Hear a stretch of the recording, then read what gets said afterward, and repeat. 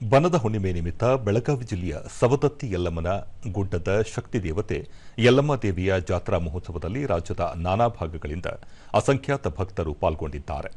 ಜೊತೆಗೆ ಮಹಾರಾಷ್ಟ್ರ, ಆಂಧ್ರಪ್ರದೇಶ, ಗೋವಾ ಸೇರಿದಂತೆ ದಕ್ಷಿಣ ಭಾರತದ ವಿವಿಧ ಭಾಗಗಳಿಂದ ಅಸಂಖ್ಯಾತ ಜನರು ಪಾಲ್ಗೊಂಡಿದ್ದು, ಮುಂದಿನ ಒಂದು ವಾರದ ಕಾಲ ಜಾತ್ರೆ ನಡೆಯಲಿದೆ.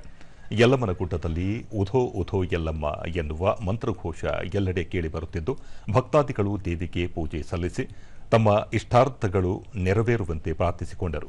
ಜಾತ್ರೆಗೂ ಒಂದು ದಿನ ಮುಂಚೆಯೇ ಯಲ್ಲಮ್ಮನ ಗುಡ್ಡ ಸಂಪರ್ಕಿಸುವ ರಸ್ತೆಗಳೆಲ್ಲ ಯಲ್ಲಮ್ಮನ ಭಕ್ತರಿಂದ ತುಂಬಿ ತುಳುಕುತ್ತಿದ್ದವು. ಜೊತೆಗೆ ಭಕ್ತರು ಸಿದ್ಧಪಡಿಸಿದ್ದ ಕಡುಬು, ಹೋಳಿಗೆ ಸೇರಿದಂತೆ ವಿವಿಧ ಆಹಾರಗಳ ನೈವೇದ್ಯವನ್ನು ದೇವಿಗೆ ಸಮರ್ಪಿಸಿ ಭಕ್ತರು ಗುಡ್ಡದ ಸುತ್ತ ವಿಶೇಷ ಪೂಜೆ ನೆರವೇರಿಸಿದರು. ಜೋಗುತೆರೆಯ ನೃತ್ಯ ಪ್ರದರ್ಶನ, ಜಾನಪದ ಕಲಾತಂಡಗಳ ಪ್ರದರ್ಶನ ಭಕ್ತರನ್ನು ಸೆಳೆಯುತ್ತದೆ. ಯಲ್ಲಮ್ಮನ ಇತಿಹಾಸ ಸಾರುವ ಗೀತೆಗಳು, ಭಕ್ತಿ ಗೀತೆಗಳಿಗೆ ಜನರು ಉತ್ಸಾಹದಿಂದ ಹೆಜ್ಜೆ ಹಾಕುತ್ತಾ ಭಕ್ತಿ ಭಾವದಲ್ಲಿ ಮಿಂದೆದ್ದರು.